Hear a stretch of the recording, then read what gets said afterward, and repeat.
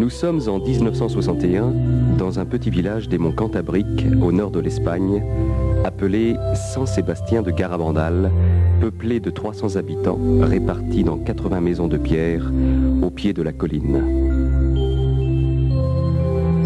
Ce village, complètement isolé du reste de la région, vit encore comme au début du siècle. Les logements n'ont ni eau courante, ni chauffage, si ce n'est celui de la cheminée.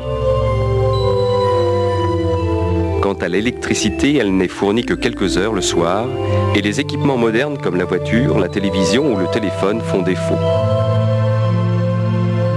En effet, dans tout le village, on ne trouve pas un seul moteur. Les habitants subsistent en élevant du bétail et sont obligés de marcher plus d'1 heure pour arriver aux alpages. Tous les membres de la famille prennent part aux travaux de la ferme, comme ici, à la rentrée du foin qui sert de fourrage pendant les hivers rigoureux.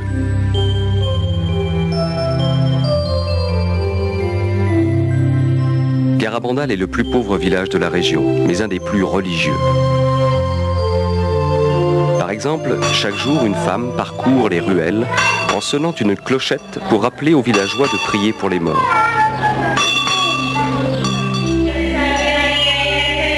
Chaque soir, les habitants se retrouvent dans la petite église et récitent le chapelet et les litanies de la Vierge Marie.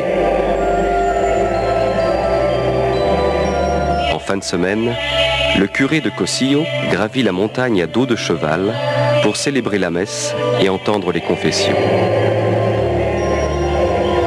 Tel était Garabandal en 1961. Un simple hameau cantabrique qui n'avait pas évolué depuis des décennies, voire des siècles, et où, selon la sagesse populaire, les choses n'étaient pas prêtes de changer. Les enfants grandissaient heureux dans leur montagne, parmi eux 4 fillettes, que rien ne distinguait des autres, allaient vivre une aventure hors du commun. Conchita González, 12 ans, Maricruz González, 11 ans, Jacinta González, 12 ans, et Marie-Loli Masson, 12 ans. Malgré un nom patronymique commun, les 3 premières ne sont pas sœurs et n'ont entre elles aucun cousinage au premier degré.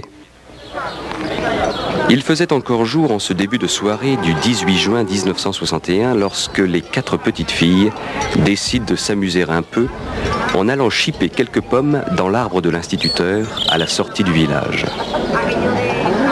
Riant de plaisir, elles chapardent les pommes et se réfugient dans un sentier vaché escarpé menant à une pinède qui domine le village. Assises, mangeant les fruits défendus, les fillettes entendent soudain comme un coup de tonnerre.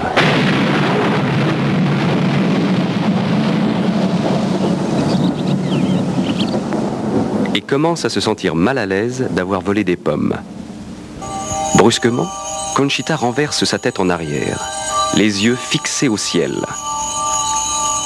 La voyant ainsi, les autres se mettent à crier et s'apprêtent à courir le dire à leur maman lorsque la même chose leur arrive. Un ange, enveloppé d'une vive lumière, se tient devant elle. On dirait un petit garçon de 9 ans, mais semblant doté d'une force invincible. En un clin d'œil, il disparaît et les fillettes retrouvent leur état normal. Émues par cette expérience, elles courent à l'église du village. Un ami les voit et leur demande pourquoi elles sont si pâles. « C'est que nous venons de voir un ange », répondent-elles. Bientôt, tout le village ne parle plus que de cela, même si tous mettent leurs paroles en doute.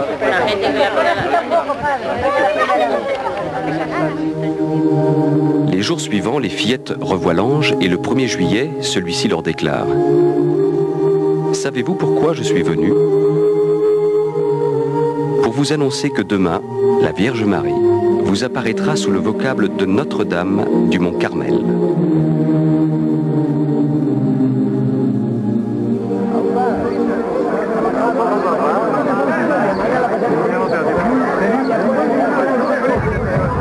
À présent, la nouvelle des apparitions se répand aux alentours et le 2 juillet, une foule nombreuse attend l'apparition annoncée de la Vierge Marie. Vers 6 heures du soir, en chemin vers le lieu habituel des apparitions, les fillettes tombent soudain à genoux sur les pierres. Dans une lumière brillante, elles voient une belle dame, debout, accompagnée de 2 anges. Elles reconnaissent l'un d'eux, c'est celui qu'elles ont déjà vu. La Vierge leur dit qu'il était l'archange Saint-Michel. Au-dessus de ces personnages, elles voient un cadre flamboyant, au centre duquel apparaît un triangle contenant un œil.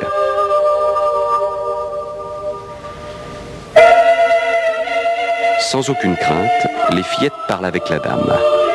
Elles parlent de leur famille, des prêtres présents, des travaux ménagers ou des chants. La dame leur sourit.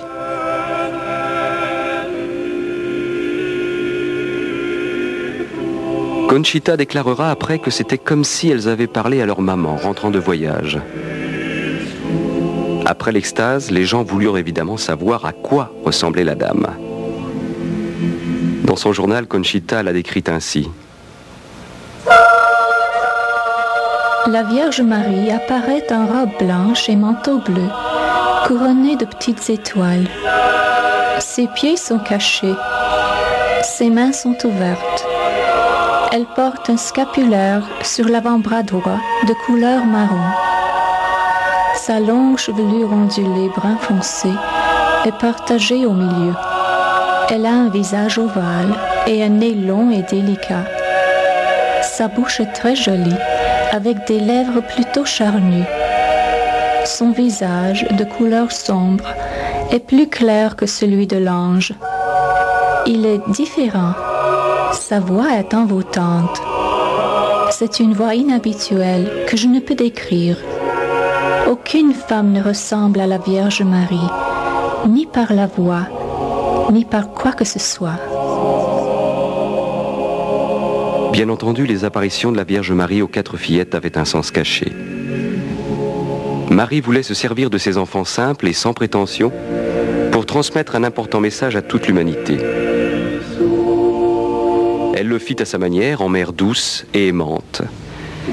Lors de sa 2e visite, elle arriva avec son enfant dans les bras et les fillettes furent remplies de joie lorsqu'elles virent Jésus leur sourire.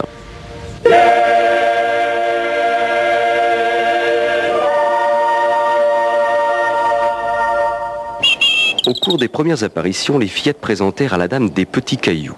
Elles dirent que la Vierge les bénissait en y posant ses lèvres, ajoutant qu'elle préférerait qu'on lui présente des objets à caractère religieux. Les gens réagirent en leur donnant leur chapelet, médailles, croix et alliances, pratique qui se maintint pendant toutes les apparitions. Le 4 juillet, Marie révéla son message aux fillettes en leur demandant de ne pas le rendre public avant le 18 octobre. La vérité sur les apparitions devait se faire d'abord pour que l'on croie au message. Il fallait des preuves et des preuves. Il y allait en avoir en abondance. Des médecins examinèrent les fillettes pendant leurs extases. Ils constatèrent que leur corps était dur, ni chaud, ni froid, insensible à la douleur, et subissait une incroyable augmentation de poids. 2 hommes, jeunes et forts, avaient de la peine à soulever l'une des fillettes alors qu'elles se soulevaient mutuellement sans effort pour pouvoir embrasser la dame. Elles étaient prévenues qu'elles allaient avoir une apparition par 3 appels intérieurs successifs de plus en plus fortement ressentis. Après le dernier appel, elles s'élançaient avec une jubilation visible vers le rendez-vous céleste. Les appels arrivaient à toute heure du jour et de la nuit, mais si les fillettes allaient se coucher, la Vierge ne venait pas. Conchita dut rester éveillée tard, bien des fois, à attendre le dernier appel de la Vierge. Vers fin juillet, le nombre des apparitions augmenta jusqu'à 2 par jour et plus, chaque extase durant entre 10 minutes et plusieurs heures.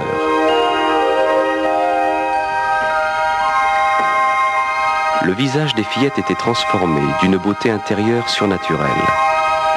Certains observateurs étaient si émus qu'ils n'osaient s'approcher d'elles. Début août, de nouveaux phénomènes se produisirent. Alors que les fillettes étaient à genoux en extase, il arrivait qu'elles tombent tout à coup à la renverse, la tête allant même toucher le sol.